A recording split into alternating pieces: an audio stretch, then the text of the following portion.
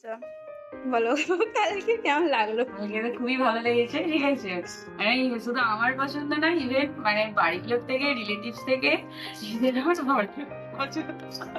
ও, ওনারও পছন্দ হয়েছে তাহলে? হ্যাঁ, পছন্দ হয়েছে।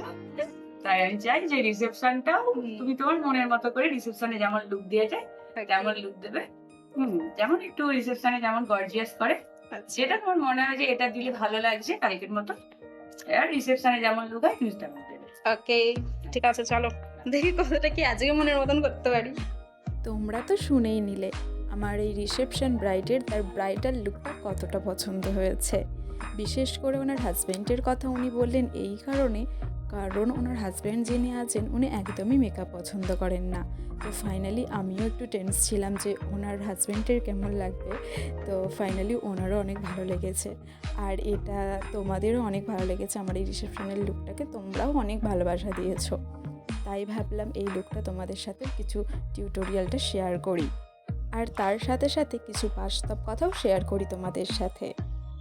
কিছু কিছু ক্লায়েন্ট আছে যারা মেকআপ আর্টিস্টদের ভগবান মনে করে। হ্যাঁ, ঠিকই শুনছো, ভগবান মনে করে। এই কারণে কথাগুলো বলছি যে তারা মনে করে যে মেকআপ আর্টিস্টরা একদিনেই লং টাইমের জন্য তাদের ড্যামেজ স্কিনে ইনস্ট্যান্ট ন্যাচারাল গ্লো এনে দেবে। দেখো, মেকআপ প্রোডাক্টসও যেমন ইম্পর্টেন্ট, সেরকমই স্কিন কোয়ালিটিটাও খুবই ইম্পর্টেন্ট।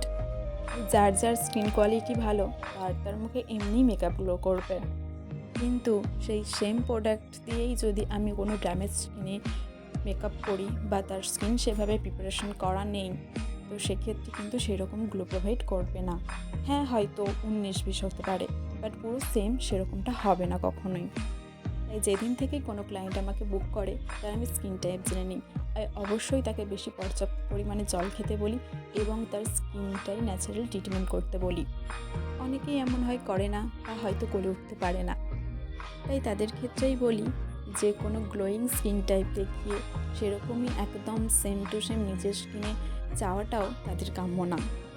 কিন্তু তারপরেও আমরা চেষ্টা করি পরিপূর্ণভাবে তার ইচ্ছাটা পূরণ করার, কিন্তু কিছু কিছু ক্ষেত্রে ক্লায়েন্টেরও কিছু দায় থেকে যায়। যাই হোক, কথা বলতে বলতে আমার ফাইনাল লুক ডান হয়ে গেছে, আর তোমরা তো আগেই দেখে নিয়েছো। আর এতক্ষণ আমার ভিডিওটা দেখার জন্য অনেক থ্যাঙ্কস সবাইকে।